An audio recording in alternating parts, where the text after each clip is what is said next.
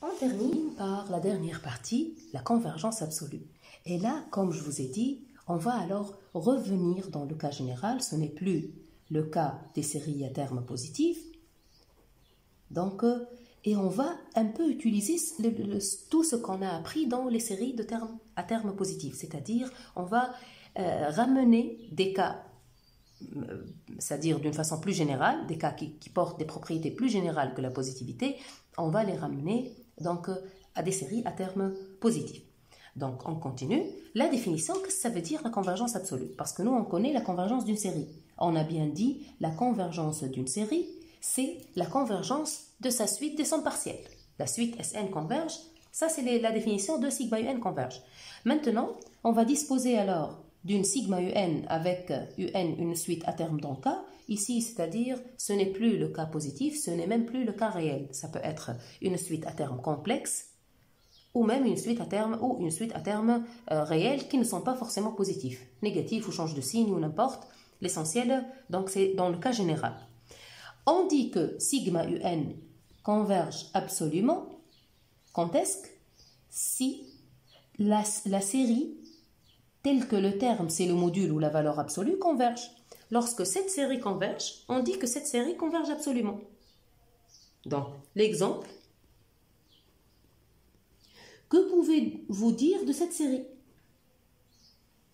La question, est-ce qu'elle converge absolument? On n'a pas dit qu'est-ce qu'elle converge. Est-ce qu'elle converge absolument?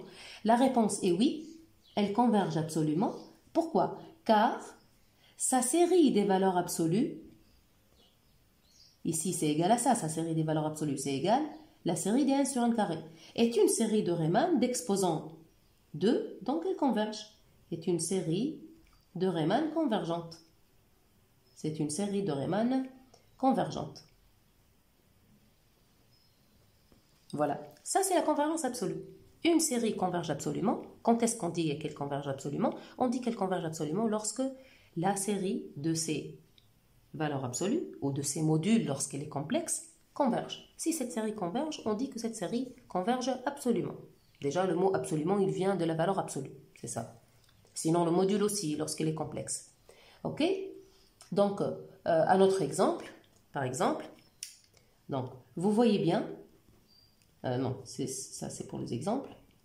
Donc, vous voyez bien, lorsqu'on a traité l'exemple sigma moins 1 puissance n sur racine n, on a bien dit que c'est un type connu de série, surtout vous allez le traiter en deuxième année avec plus de détails, c'est le type des séries alternées. Donc, on a bien traité cette série-là dans un exemple et on a bien démontré à l'aide des sous-suites des sommes partielles S2n, S2n plus 1, on a bien montré que ce type de série-là converge. Donc, on a bien dit que cette série converge. Elle est bien convergente. Est-ce qu'elle converge absolument? La question est, est-ce que cette série converge absolument? C'est une question. On va regarder la série de ces valeurs absolues. Donc, en valeur absolue, ça devient ça. Mais ça, c'est quoi? C'est la série de Riemann de quel exposant? C'est la série de Riemann d'exposants ou de paramètres d'exposants 1,5. Ça, c'est la série de Riemann d'exposants 1,5, n puissance 1,5, qui n'est pas strictement supérieur à 1, c'est inférieur à 1. Donc, ça y est, qui diverge. D'où elle diverge. Alors, on dit, sigma moins 1 puissance n sur racine n ne converge pas absolument. Ne converge pas absolument. Bon, je ne sais pas si on peut dire diverge absolument. Moi, je ne l'ai pas rencontré personnellement comme expression. On dit ne converge pas absolument. Donc voilà, dans les définitions, on n'a pas défini un truc qui s'appelle diverge absolument. Bon, c'est pas grave, si on le définit, on pourra l'utiliser. Hein. Mais sinon, comme utilisation internationale, j'ai pas trouvé, on n'a pas rencontré avant ce terme-là. On dit ne converge absolument, ne converge pas absolument. Si la série des valeurs absolues diverge, on dit que cette série-là ne converge pas absolument. Ça indique quoi? Ça indique qu'une série peut être convergente, mais pas convergente absolument. C'est-à-dire, si elle converge, ça ne veut pas dire qu'elle converge absolument. Très bien. Mais si elle converge absolument, est-ce que ça pourrait dire qu'elles convergent? Donc déjà, il y a un sens ici qu'on a nié avec cet exemple. On se pose une question sur ce sens maintenant, l'autre sens. C'est-à-dire, c'est la différence entre convergence et convergence absolue. On a bien vu qu'elle peut converger et ne pas converger absolument. Donc, converge n'implique pas convergence absolue. Est-ce qu'elle peut converger? Est-ce qu'elle converge absolument? Donc, est-ce que converge absolument implique-t-il convergent? Oui, c'est un théorème qu'on va prouver. Donc, c'est le théorème qui vous dit, c'est théorème 301 ici, c'est marqué comme ça. Donc, c'est ce théorème-là qui vous dit que si sigma n converge absolument, alors elle converge. Donc, ça vous dit donc, que convergence absolue implique convergence. L'autre sens, on a bien dit que c'est faux. Donc, le sens converge, donc vers convergence absolue, c'est un sens qui ne marche pas. Donc, ce sens-là, on vous dit que c'est vrai. On doit le prouver. Donc, la preuve, on doit montrer pourquoi une série convergente absolument doit forcément converger. Donc, preuve, voilà. On commence par le cas réel. Premier cas, c'est K égale à R, c'est-à-dire UN réel. UN, une suite réelle. Donc, vous savez bien que ici, on sait que c'est sigma. Donc, on a ça. On a sigma valeur absolue de UN converge. Mais quelle relation entre cette série et cette série? On doit établir une relation. Très bien, on doit établir une relation. Donc, on sait que UN, si UN est réel, on sait que c'est inférieur ou égal à la valeur absolue de UN, mais ici, on ne peut pas utiliser le critère de comparaison parce que UN, ce n'est pas garanti que UN soit positif. Vous le voyez, on ne garantit pas que UN soit positif. UN n'est pas une série positive. Si UN était positif, déjà, ça sera égal à sa série des valeurs absolues. Donc ici, je ne peux pas utiliser le critère de comparaison, même si UN est inférieur à valeur absolue de UN. Je ne peux pas utiliser le critère de comparaison. Parce que le critère de comparaison, on l'a bien dit, on l'a vu pour des termes positifs. Donc ici, je ne peux pas l'utiliser. Alors, qu'est-ce que je fais? Quelle relation peut-on établir entre UN et valeur absolue?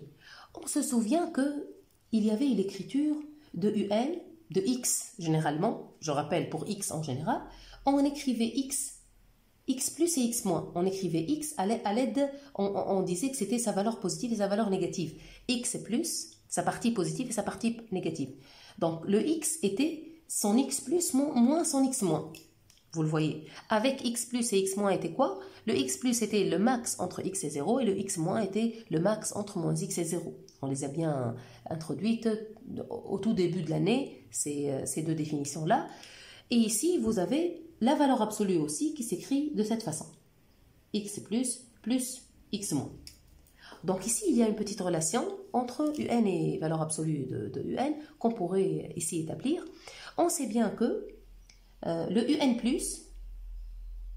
ainsi que le UN sont positifs, bien sûr. Le UN+, c'est max entre UN et 0, et le UN- aussi, c'est max entre moins UN et 0. Donc finalement, ça prendra ou bien 0 ou bien une valeur positive. Donc finalement, ça prendra toujours une valeur positive. Donc le UN+, c'est inférieur à valeur absolue de UN. Bien sûr, c'est la somme de deux trucs positifs. Donc vous avez ici, vous pouvez directement le dire, vous pouvez toujours dire que X+ est inférieur à valeur absolue de X, et qui est positif, et X- aussi. Donc, vous avez cette relation. Donc, vous avez ça. Ça, c'est un terme positif. Donc, vous avez des cas. Donc vous avez que UN+ est inférieur à valeur absolue de UN et lui qui est négatif, positif. Et aussi UN-. Donc, vous avez que sigma UN+ et sigma UN- convergent. Ça, c'est grâce à la convergence de sigma valeur absolue de UN. Ça y est. Or, le sigma UN en lui-même, c'est quoi? C'est sigma UN+ moins sigma UN-. Ça y est, c'est différence entre deux trucs convergents. Convergent plus convergent ou convergent moins convergent, ça converge. Ça y est, d'où ça converge. D'où cette série converge. Donc très bien, c'est grâce à cette écriture, cette relation qu'on pourrait établir entre la valeur absolue de UN et UN elle-même à l'aide des écritures UN+ et UN-. Très bien, maintenant le cas complexe. Dans le cas complexe, on l'a fait cette technique plusieurs fois, c'est réécrire à l'aide de parties réelles et parties imaginaires. Donc, sigma UN, c'est quoi? C'est sigma partie réelle UN plus I sigma partie imaginaire UN. Or, on a bien que valeur absolue de réel UN est inférieure module UN. Très bien. Ainsi que imaginaire, valeur absolue imaginaire UN est inférieure à module UN. Mais cette série, parce qu'on a la convergence absolue, cette série converge. Ce sont des séries à termes positifs. Tu peux appeler ça BN, et ici AN par exemple. Ce sont des termes positifs. Ce sont des séries à termes positifs ici. Donc des séries à termes positifs. Puisque celle-là converge, le sigma BN converge, alors le sigma AN converge aussi. Alors celle-là converge. De même, donc celle-là converge. De même, aussi pour ces deux-là, de même, celle-là converge. Très bien. Qu'est-ce que ça veut dire? Ça veut dire que sigma réel converge absolument. Celle-là converge absolument. Et celle-là aussi converge absolument. Puisque la série de leurs valeurs absolues converge. Donc elles convergent absolument. Et elles sont des suites réelles. Parce que nous, on a démontré dans le cas réel. Donc on doit l'utiliser maintenant. Et réel UN, imaginaire UN, sont toutes les deux de suites réelles. Donc vous le voyez, ça c'est le premier cas. Maintenant, j'essaie de l'appliquer. Ce sont deux suites réelles qui convergent absolument, deux suites réelles avec des séries qui convergent absolument. Ça y est, d'après le premier cas, alors leurs séries convergent. Donc, leurs séries convergent. Puisque ces deux séries-là convergent, alors sigma UN converge. Donc, c'est une combinaison linéaire. Donc, sigma UN converge. Implique sigma UN converge aussi à son tour. Très bien. Donc, on a montré que dans tous les cas, la convergence absolue, elle donne la convergence. Que ce soit dans le cas réel ou dans le cas complexe. Ça y est, bien sûr, c'est un théorème, on l'utilise. Hein. Ça, c'est juste la preuve. Donc, c'est un théorème, on l'utilise. Et c'est un théorème très important. Parce que parfois, c'est plus facile de traiter la série des valeurs absolues. Si vous montrez que la série des valeurs absolues converge, ça y est, vous avez montré que votre série converge. Mais si la série des valeurs absolues ne converge pas, ça ne veut pas dire que votre série diverge. Ça veut dire que votre série ne converge pas absolument. Mais est-ce qu'elle ne converge pas en réalité? On ne sait pas. C'est comme l'exemple qu'on a donné tout à l'heure et qui dit que une série peut converger et ne pas converger absolument. C'est-à-dire, si vous trouvez un truc qui ne converge pas absolument, vous ne pouvez pas déduire si ça converge ou pas. Par contre, ce qui est très utile, c'est ce théorème. Ce théorème, si vous trouvez que ça converge absolument, alors ça converge. Donc, c'est pour ça que j'ai dit que plusieurs cas se ramènent à des séries à termes positifs. Donc, en fait, si on cherche la nature, toujours lorsqu'on dit nature, ça veut dire nature de convergence. La nature de sigma UN, avec UN quelconque, ou UN, elle est quelconque. Une des méthodes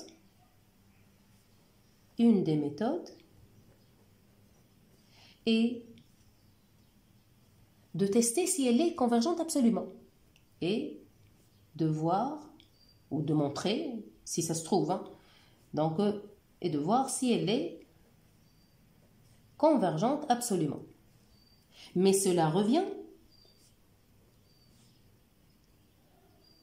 à étudier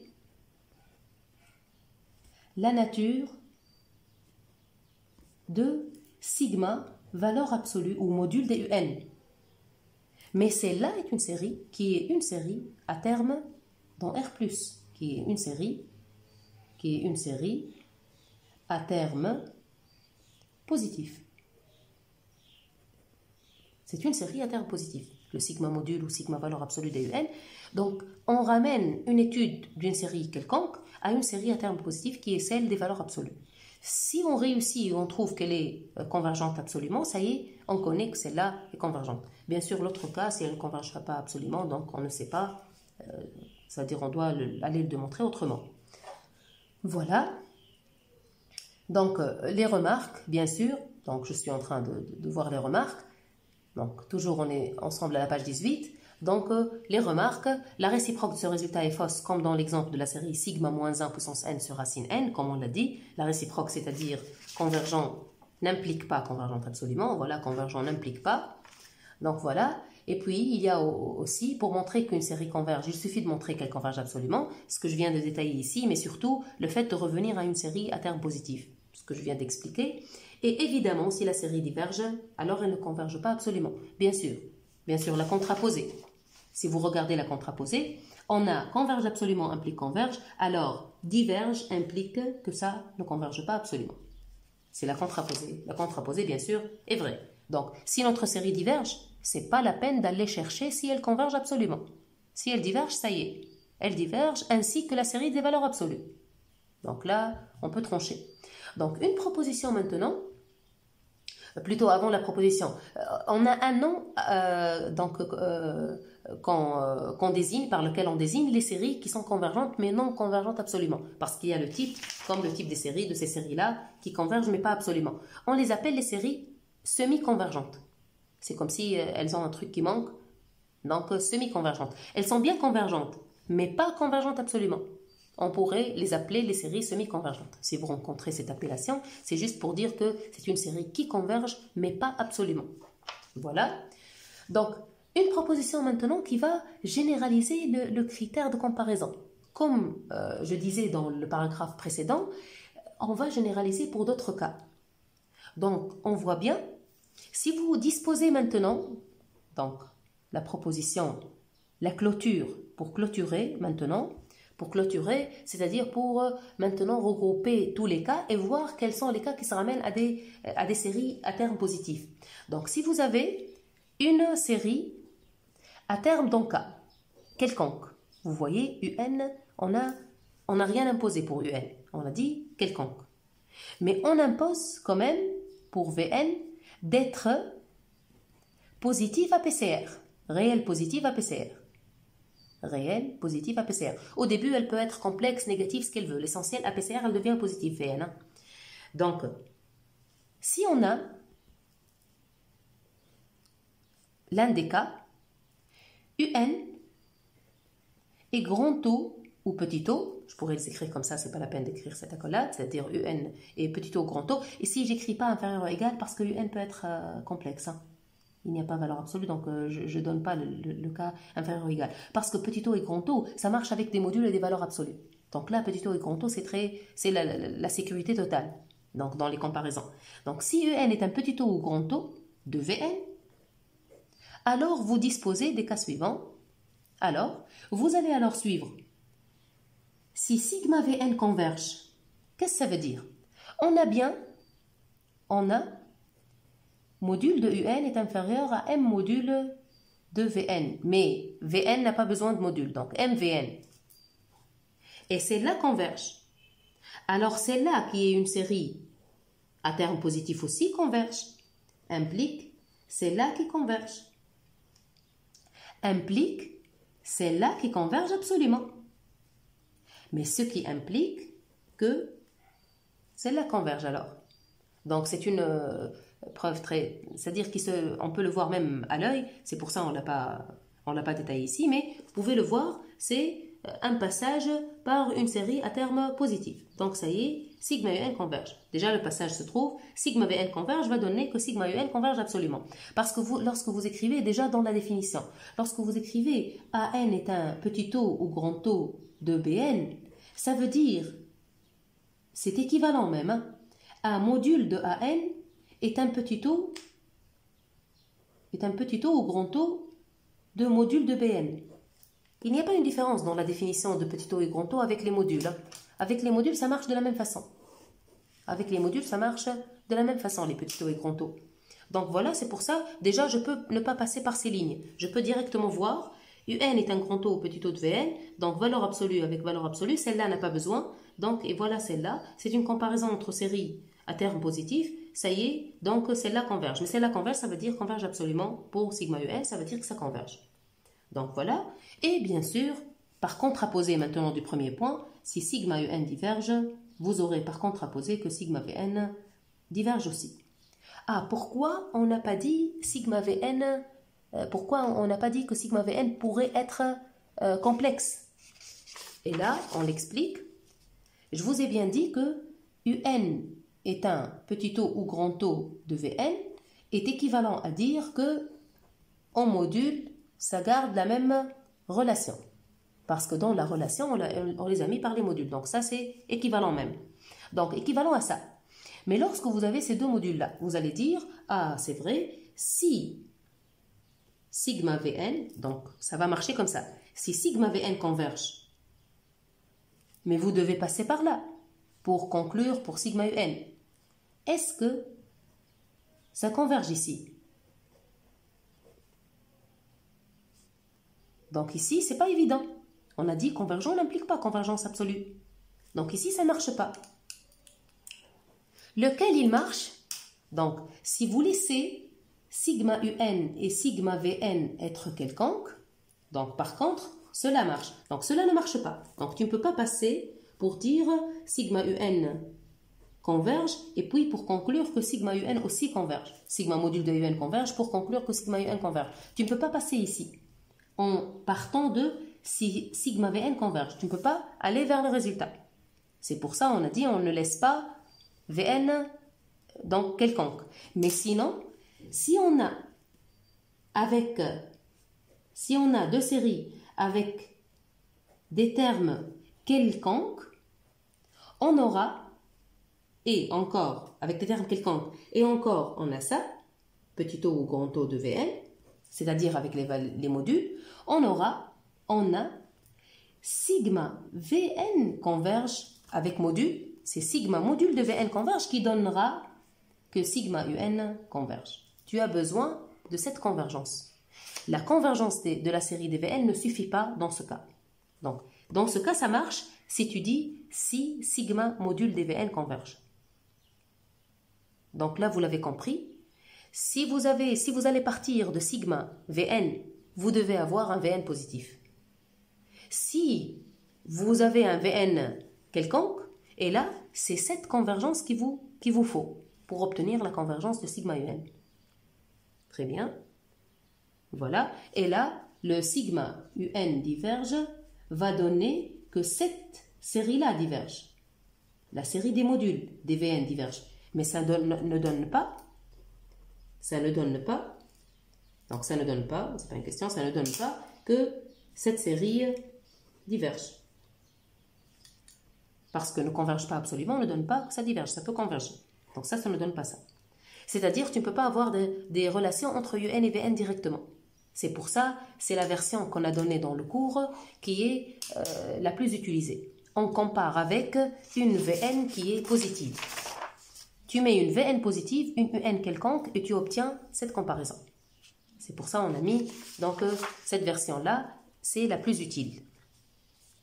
Et comme ça, tu te ramènes dans des cas quelconques, avec sigma Un quelconque, tu te ramènes à des résultats qu'on a fait pour des séries positives. Et maintenant, Un a le droit d'être quelconque. L'essentiel qu'elle vérifie une de ces deux relations. Ici, la relation inférieure ou égale ne marche pas, parce que ce n'est pas avec valeur absolue. Parce que Un peut être inférieur à Vn, mais de l'autre côté, Un peut faire ce qu'elle veut. Parce que Un de l'autre côté, elle peut être très négative et faire ce qu'elle veut. C'est-à-dire, on peut le voir comme ça. Tu peux dire que, tu peux voir que moins n, exemple, moins n est inférieur à 1 sur 1 carré. Tu le vois. Mais,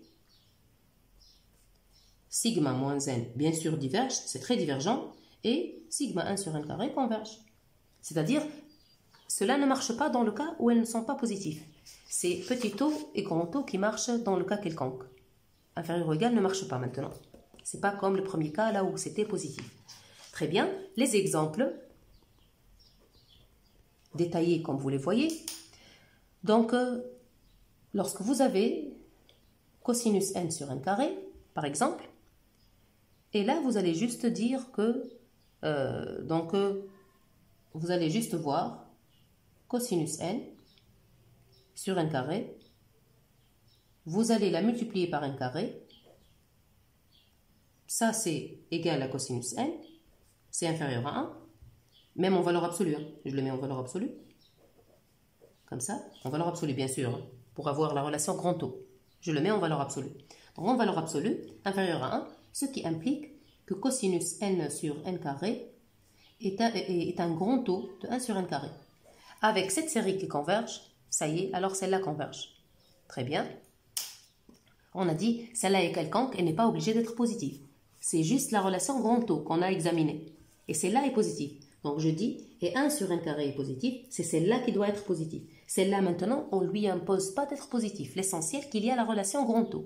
Vous avez vu. Donc c'est dans ce paragraphe-là qu'on a généralisé pour d'autres cas que le cas positif.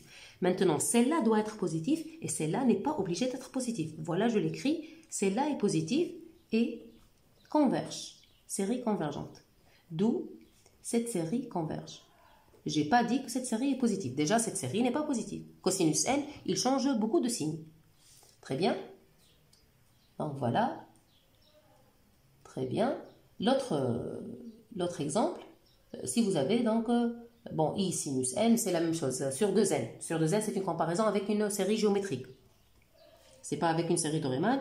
Donc, vous faites donc I sinus n, par exemple, sur 2 puissance n. Et là, si vous multipliez par 2 puissance n, I sinus n fois 2 puissance n sur 2 puissance n, comme ça vous donne en valeur absolue, c'est valeur absolue en module, ça vous donne donc valeur absolue de sinus n qui est toujours inférieure ou égale à 1, ce qui implique que notre terme I sinus n sur 2 puissance n est un grand taux de 1 sur 2 puissance n qui converge, qui est positif plutôt, ça c'est positif avant de tester la convergence, et 1 sur 2 puissance n est positif avec, et cette série-là converge, c'est une série, on doit bien citer pourquoi ça converge, hein, car c'est une série géométrique, c'est la série géométrique de raison 1/2.